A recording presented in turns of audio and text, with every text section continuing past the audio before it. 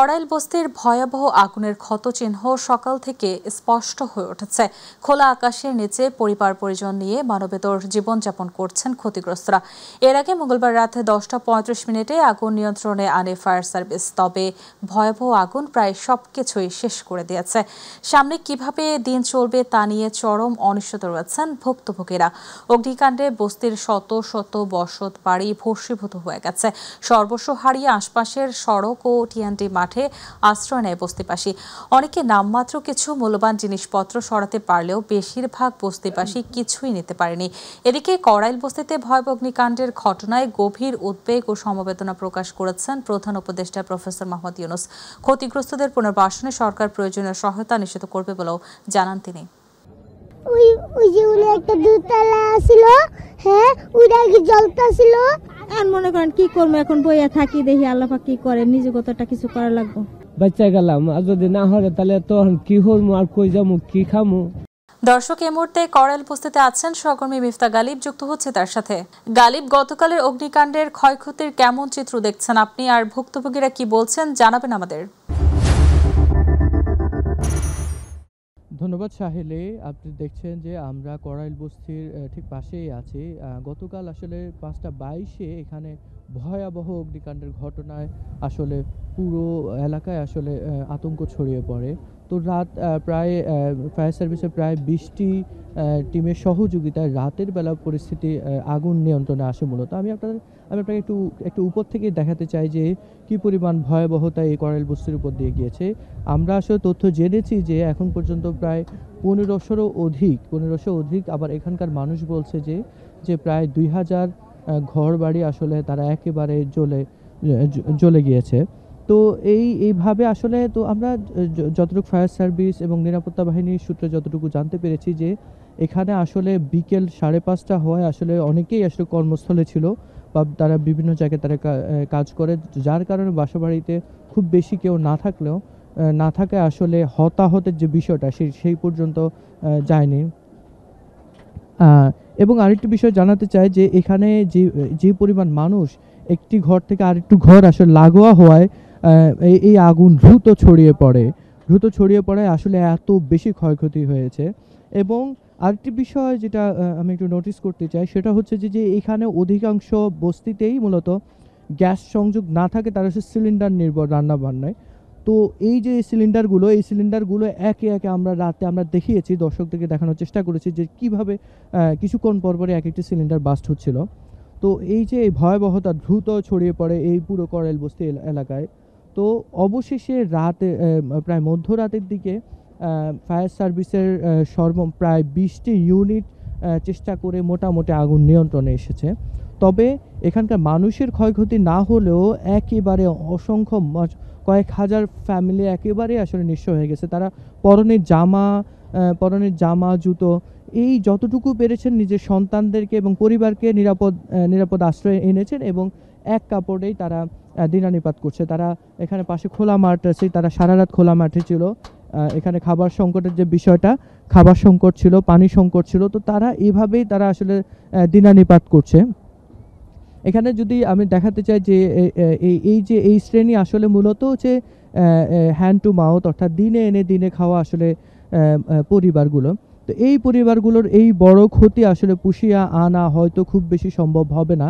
তবে বিশেষজ্ঞরা বলছেন যে এই যে এত মানুষের আসলে বসবাস, কিন্তু যোগাযোগ ব্যবস্থা খুব বেশি ভালো না থাকে আসলে আগুন দ্রুত ছড়িয়ে পড়েছে। বিশেষ করে ফায়ার সার্ভিসের টিমগুলো এসে তারা ঢুকতেই পারেনি প্রথম অবস্থায়।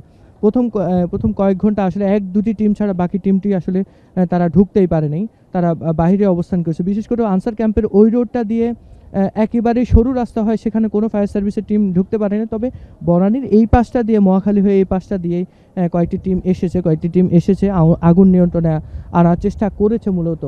তো এখানে আসলে মানুষগুলো আসলে একেবারেই অনেকেই আছে একেবারে নিম্ন শ্রেণী এবং মধ্যবিত্ত শ্রেণী যারা, তো তারা আসলে তাদের শারীরিক ক্ষয়ক্ষতি না হলেও তাদের অর্থনৈতিক ব্যাপক ক্ষয়ক্ষতির সম্মুখীন তারা হয়েছে।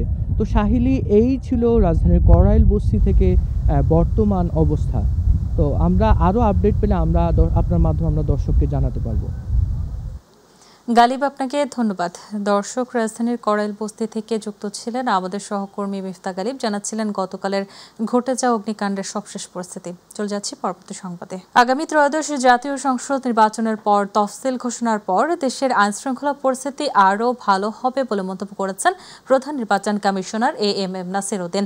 তিনি বলেছেন, 5 আগস্ট পরবর্তী সময়ে আইনশৃঙ্খলা পরিস্থিতি একেবারে নিখুঁত না হলেও অনেকটা উন্নত হয়েছে। সকালে বিজিবি সদর দপ্তরে নির্বাচনী প্রশিক্ষণ মহড়ার অংশ নিয়ে তিনি এই কথা বলেন। সিএসসি বলেন, ঝুঁকিপূর্ণ এলাকায় পরিস্থিতি নিয়ন্ত্রণে রাখতে আলাদা ব্যবস্থা থাকবে। জাতীয় নির্বাচনকে কেন্দ্র করে রেড, ইয়েলো ও গ্রিন জোন চিহ্নিত করা হবে। তিনি আরও বলেন, পুলিশ, আনসার, বিজিবি সহ অন্যান্য বাহিনীও নিয়মিত প্রশিক্ষণের ব্যবস্থা করছে, যা আগামী নির্বাচনকে সুষ্ঠু করতে ভালো প্রভাব তৈরি করবে। যাতে শান্তি শৃঙ্খলা যাতে রক্ষা করেই আমরা যাতে নির্বাচনটা সুষ্ঠুভাবে করতে পারি। আর যারা প্রতিহত করার ঘোষণা দিচ্ছে, যারা সব ধরনের ব্যবস্থা আমরা নিব, যাতে কেউ সহযোগিতা লাগবে, আপনাদের সহযোগিতা লাগবে, সাংবাদিকদের সহযোগিতা লাগবে, দেশবাসীর সহযোগিতা লাগবে, ভোটারদের সহযোগিতা লাগবে। সবাই মিলে এই ধরনের সিচুয়েশন, অনাকাঙ্ক্ষিত সিচুয়েশন আমরা প্রতিহত করব। আসন্ন ত্রয়োদশ জাতীয় সংসদ নির্বাচনকে ঘিরে ঠাকুরগাঁও জেলার বিভিন্ন অঙ্গ সংগঠনের নেতৃবৃন্দদের সাথে সৌজন্য সাক্ষাৎ করেছেন বিএনপি মহাসচিব মির্জা ফখরুল ইসলাম আলমগীর। সকালে পৌর শহরের কালীবাড়ি এলাকায় নিজ বাসভবনে তিনি তাদের সাথে সৌজন্য সাক্ষাৎ করেন। এ সময় উপস্থিত ছিলেন জেলা বিএনপির সভাপতি মির্জা ফয়সাল আমিন, সাধারণ সম্পাদক পয়গাম আলী, পৌর বিএনপির সভাপতি শরীফুল ইসলাম শরীফ সহ বিভিন্ন অঙ্গ সংগঠনের নেতৃবৃন্দ। নির্বাচন যেন অবাধ, সুষ্ঠু হয় এবং বর্তমান সংকটময় পরিস্থিতি থেকে উত্তরণে অন্তর্বর্তী সরকার সঠিকভাবে দায়িত্ব পালন করবে, সেই প্রত্যাশা ব্যক্ত করেছেন বিএনপির সিনিয়র যুগ্ম মহাসচিব রুহুল কবির রিজভী। রাজধানীর নয়াপল্টনে খালেদা জিয়ার রোগ মুক্তি ও সুস্থতা কামনায় মহিলা দল আয়োজিত কোরআন খতম ও দোয়া মাহফিলে তিনি এই কথা বলেন। বিএনপি চেয়ারপারসন খালেদা জিয়ার সুস্থতা কামনায় দোয়া চান রিজভী। বলেন, এদেশের মানুষ খালেদা জিয়াকে নেতৃত্বের আসনে দেখতে চায়, কোটি কোটি মানুষ তাকে ভালোবাসে। স্বৈরাচারী, আক্রমণাত্মক, হিংসাপরায়ণ এবং একগুঁয়ে একজন শাসকের হাতে সেই রাষ্ট্র যে কোনো মানুষকে যে কোনোভাবেই তাকে পর্যুদস্ত করতে পারে, তাকে নানাভাবেই হয়রান করতে পারে। আমরা সেটাই দেখেছি। হেঁটে যাওয়া সুস্থ একজন মানুষ ক্রমান্বয়ে তার যেন জীবনী শক্তি দুর্বল হতে শুরু করে। বিএনপি ক্ষমতায় গেলে আর্থিক খাতে বড় ধরনের সংস্কার করা হবে। ইন্স্যুরেন্স খাত দলীয়করণ মুক্ত করা হবে বলে জানিয়েছেন বিএনপির স্থায়ী কমিটির সদস্য আমির খসরু মাহমুদ চৌধুরী। দুপুরে রাজধানীতে এক অনুষ্ঠানে তিনি বলেন, বিগত সরকারের আমলে দলীয় বিবেচনায় অনেক ব্যাংক ও ইন্স্যুরেন্স কোম্পানির লাইসেন্স দেওয়া হয়েছিল। দলীয়করণের কারণে আর্থিক খাতের এই করুণ অবস্থা। আগামীর বাংলাদেশ গড়তে হলে সব সেক্টরে জবাবদিহিতা নিশ্চিত করতে হবে বলে মন্তব্য করেন বিএনপির এই নেতা। তার পরিবারের নিরাপত্তার জন্য ইন্স্যুরেন্স করে, এটা কিন্তু অনেক বড় বিষয়। কিন্তু তার আয় থেকে একটি অংশ সে প্রিমিয়াম দিয়েছে তার অর্থনৈতিক নিরাপত্তার জন্য, তার জীবনের নিরাপত্তার জন্য, তার পরিবারের নিরাপত্তার জন্য। সেই জায়গাটা যখন বাধাগ্রস্ত হয় দুর্নীতির কারণে, লুটপাটের কারণে, আপনি চিন্তা করেন সেই পরিবারের অবস্থা কি হয়। এমনকি সেই ইন্স্যুরেন্স কোম্পানির অবস্থাও খুব খারাপ। আগামী দিনে যদি বাংলাদেশ জাতীয়তাবাদী দলকে জনগণ দেশের দায়িত্বভার দেয়, আমরা এটা চলতে দেব না। মেধাবীদের আগেই বেছে নেওয়া হয়েছে। তাদের মধ্য থেকে নির্বাচনের সময় কোন এসপি কোন জেলায় দায়িত্ব পালন করবে তা লটারির মাধ্যমে নির্ধারণ করা হয়েছে বলে জানিয়েছেন স্বরাষ্ট্র উপদেষ্টা লেফটেন্যান্ট জেনারেল জাহাঙ্গীর আলম চৌধুরী। সচিবালয় কৃষি মন্ত্রণালয়ের সভাকক্ষে এক সংবাদ সম্মেলনে উপদেষ্টা এসব কথা বলেন। তিনি বলেন, লটারির মাধ্যমে স্বচ্ছতা ও নিরপেক্ষভাবে বদলি বা দায়িত্ব নিয়োগ নিশ্চিত হয়েছে বলে মন্তব্য করেন তিনি। জেলার আইন শৃঙ্খলা পরিস্থিতি বিবেচনায় এসপি পোস্টিং এর মতন ওসিদের পোস্টিংও লটারির মাধ্যমে হবে বলে জানান তিনি। বলেন, বর্তমানে 64 জেলায় 18 জনকে তুলে আনা হয়েছে, বাকিরা দায়িত্বে থাকবে। যেইভাবে লটারি করার ওইভাবেই লটারি করেছি। এইটার ক্ষেত্রে আমরা 3টা ক্রাইটেরিয়া নির্ধারণ করছি, A category, B category, C category.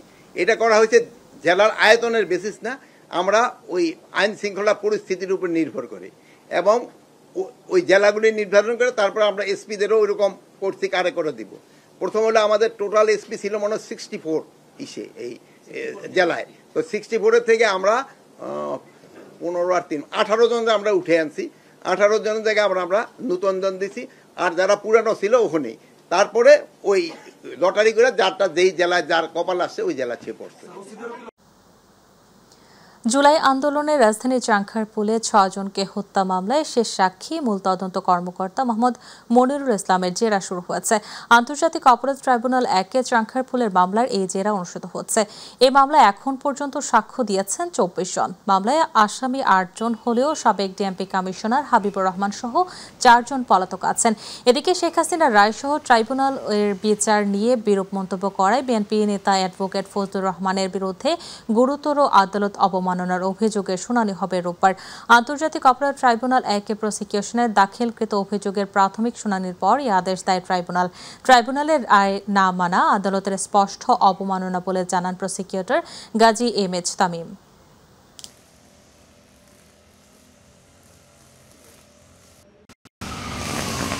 যে উনি প্রথম থেকেই বলে আসছেন যে উনি এটা মানেন না, এবং যার কারণে উনি কিছুদিন আগে দল থেকে বহিষ্কার হয়েছিলেন। কেন উনি এটা বলছেন? পদ স্থগিত হয়েছিল। আর এই বক্তব্য আপনি যে প্রশ্নটা করেছেন এর উত্তরটা মনে হয় তার পার্টি সঠিকভাবে দিতে পারবে, যে কেন উনি এটা বলছেন বা কেন তার বিরুদ্ধে হচ্ছে। দেশে বড় ধরনের ভূমিকম্পে ঢাকায় গ্যাস বিস্ফোরণের ঝুঁকি রয়েছে। বিশেষজ্ঞরা বলছেন তেমনটি হলে সেকেন্ডারি ইফেক্টে বেশি প্রাণহানি ঘটবে। তাই গ্যাস বিদ্যুৎ পরিষেবা অটো শাটডাউনের আওতায় আনার পরামর্শ তাদের। পাশাপাশি ঢাকায় অতি দ্রুত ঝুঁকিপূর্ণ বিল্ডিং চিহ্নিত করে ব্যবস্থা নিতে হবে বলেও মতামত প্রকাশ করেন বিশেষজ্ঞরা। এসএম আরিফের রিপোর্টে দেখুন বিস্তারিত। রিক্টার স্কেলে 5.7 মাত্রায় শুক্রবারের ভূমিকম্প কাঁপন ধরিয়েছে রাজধানীসহ দেশবাসীর মনে। এই ঘটনায় বেশ কয়েকজন হতাহত হয়। পরদিন শনিবার হওয়া 3টি ভূকম্পন নতুন করে মানসিক দুশ্চিন্তায় ফেলেছে ঢাকাবাসীকে। বিশেষজ্ঞরা বলছেন ভূমিকম্পের উচ্চ ঝুঁকিতে বাংলাদেশ। যদি বড় মাত্রার ভূকম্পন হয় তবে রাজধানী ঢাকার অবস্থা কি হবে? এই অপরিকল্পিত নগরীতে একদিকে রয়েছে দালান ধসের আশঙ্কা, অপরদিকে বিস্ফোরণ। গ্যাস লাইন বিস্ফোরণজনিত ঝুঁকি দালান ধসের চেয়েও মারাত্মক হতে পারে বলে মনে করেন বিশ্লেষকরা। চিলিতে 1961-এ 10 রিক্টার স্কেলে ভূমিকম্প হয়েছিল। বেশিরভাগ লোক মারা গিয়েছিল কিন্তু আপনার হলো সেকেন্ডারি ইফেক্ট, মানে সেটা হলো ইলেকট্রিক্যাল এবং গ্যাসে। তারা কিন্তু কোর্টকে রিভাইভ করে, এবং রিভাইভ করে তারা কিন্তু অটো শাটডাউন সিস্টেম তৈরি করে, মানে ইলেকট্রিক্যাল এবং হলো আপনার গ্যাসের। তো আমাদের কিন্তু এই সিস্টেমে যেতে হবে, কারণ ঢাকা শহরে যে পরিমাণ গ্যাস লাইন, যে পরিমাণ আছে, এগুলো আপনার হবেই, কারণ মিথেন গ্যাসের প্রেশার বেড়ে যাবে। বিস্ফোরণের ঝুঁকি উড়িয়ে দিচ্ছেন না বুয়েটের অধ্যাপক ডক্টর মেহেদি আহমেদ আনসারি। তবে তার মতে এখন প্রথম কাজ রাজধানীর ঝুঁকিপূর্ণ ভবন নিরূপণ করে ব্যবস্থা নেয়া। এক্ষেত্রে সরকারি বেসরকারি দুই পক্ষের আন্তরিকতা প্রয়োজন। দুইটা কাজ ইমিডিয়েটলি করতে হবে। একটা হচ্ছে যে আমাদের ভবনগুলোর অবস্থা খুব ভালো নয়। প্রথম অবস্থা চিহ্নিতকরণ, যেহেতু একটা আর্থকুয়েক হয়েছে, কম বেশি তো ক্র্যাক আছে, বিল্ডিং ভাঙার মতো ক্র্যাক নেই, বাট ক্র্যাক আছে দেয়ালে। এইটা দেখে যদি আমরা আগে আইডেন্টিফাই করি যে কোন বিল্ডিংগুলো ক্র্যাক হতে, তার ওই বিল্ডিংগুলো একটু প্রবলেম আছে, সেইটা এখন আমাদের ফার্স্ট প্রায়োরিটি। রানা প্লাজার পরে আমরা প্রায় 3500 ফ্যাক্টরি বিল্ডিং চেক করে 1000 বিল্ডিংকে মজবুতীকরণ করেছি। এখন সেকেন্ড কাজ হচ্ছে কন্টিনজেন্সি প্ল্যান করা, অর্থাৎ একটা ঘটনা ঘটলে এরপরে মানুষ কীভাবে কাজ করবে। রাজুকের 2018 সালের তথ্যানুযায়ী রাজধানীতে অতি ঝুঁকিপূর্ণ ভবনের সংখ্যা 321টি। তবে বিশেষজ্ঞরা বলছেন এই তথ্য সঠিক নয়। সময়োপযোগী জরিপের মাধ্যমে প্রকৃত সংখ্যা নিরূপণ করা অতীব জরুরি।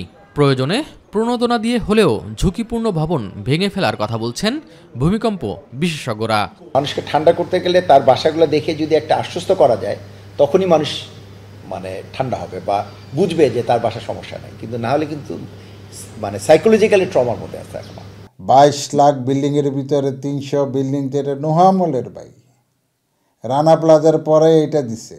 300-র ভিতরে 3টা ভাঙতে দিছিল, এটাই ভাঙতে পারেনি ভাই। তারা প্রণোদনা দিতে হবে যে ভাই আপনার বিল্ডিংটা খারাপ, আপনার বিল্ডিংটা ভাঙেন, এখানে আমরা 20 তলা 10 তলা বিল্ডিং করবো, অর্ধেক আপনি রেঁধে দেবো, অর্ধেক আপনি নেবেন। কিন্তু ওই লোকরা যদি ভাঙ্গা বলেন তোমারে কিছুই দিব না, এই করবো না, তখন তো সে করবে না। এসএম আরিফ, মাই টিভি, ঢাকা। বাংলাদেশের আগামী জাতীয় নির্বাচন অবাধ, সুষ্ঠু, গ্রহণযোগ্য এবং অংশগ্রহণমূলক হবে এমনটাই প্রত্যাশা করে জার্মানি। জাতীয় প্রেস ক্লাবে ডিক্যাব আয়োজিত ডিক্যাব টকে জার্মান রাষ্ট্রদূত ডক্টর রুডিগার লোকোজ এমন প্রত্যাশার কথা জানান। জার্মান রাষ্ট্রদূত বলেন, জুলাই সনদ অনুসারে সংস্কার প্রক্রিয়া চলমান থাকা প্রয়োজন। রাজনৈতিক দলগুলো সংস্কার প্রক্রিয়া নিয়ে অঙ্গীকারাবদ্ধ, যা নির্বাচনের পরেও চলমান থাকা দরকার।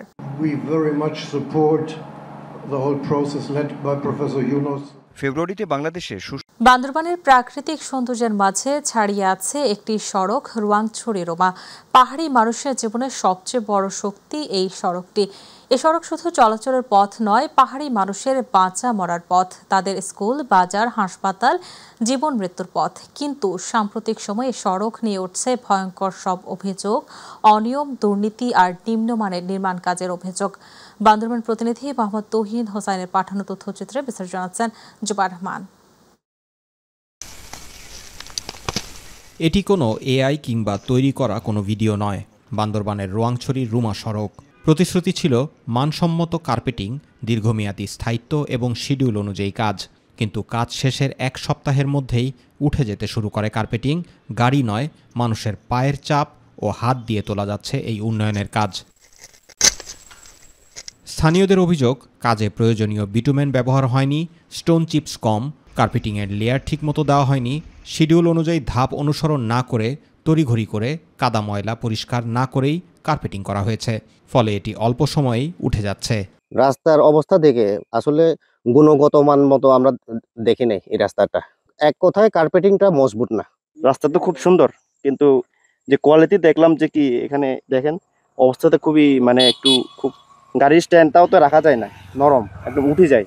স্থানীয়দের অভিযোগ, সড়ক নির্মাণের শুরু থেকেই অনিয়ম, দুর্নীতি, পরিবেশ অধিদপ্তরের অনুমতি ছাড়াই পাহাড় কাটা সহ নানা অনিয়ম হয়েছে। 2-1 সপ্তাহের মধ্যে দেখা যায় কার্পেটিং গুলো উঠে যাচ্ছে। একবার যদি ট্রাক চলে যায়, ওই যাওয়ার পরেই দেখা যায় যে রাস্তাঘাট সব নষ্ট হয়ে যাচ্ছে। আবার একদল আছে ঠিক করে দিচ্ছে, চলে যাওয়ার পরে আর 2-3 মাস পরে আবার উঠে যায়। বিষয়টি নিয়ে পার্বত্য চট্টগ্রাম উন্নয়ন বোর্ডের বান্দরবান ইউনিট অফিসের নির্বাহী প্রকৌশলী আবু বিন মোহাম্মদ ইয়াসির আরাফাতের মন্তব্য জানতে ফোনে যোগাযোগ করা হলেও তিনি রিসিভ করেননি।